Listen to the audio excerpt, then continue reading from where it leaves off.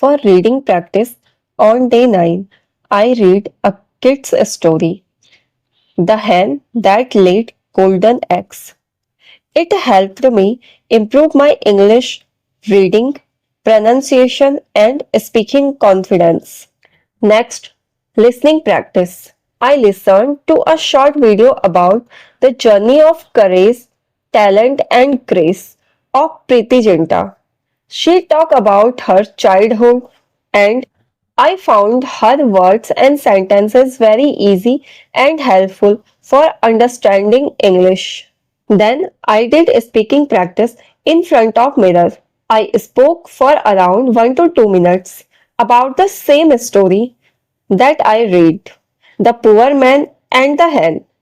This practice gives me confidence and helps me express my thoughts more easily in English.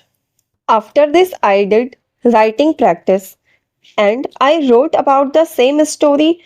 It helps me think and express my thoughts easily in English.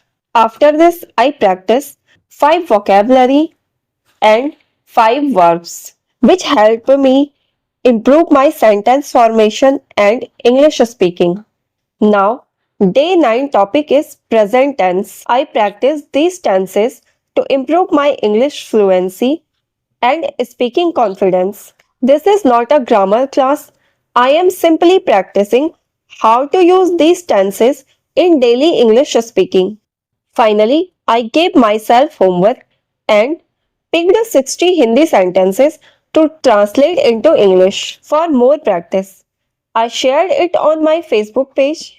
If you are interested, you can check them out too. If you find my videos helpful, please support me by liking this video and subscribing to my channel. Thank you so much for watching and all the best for your English journey too. See you soon.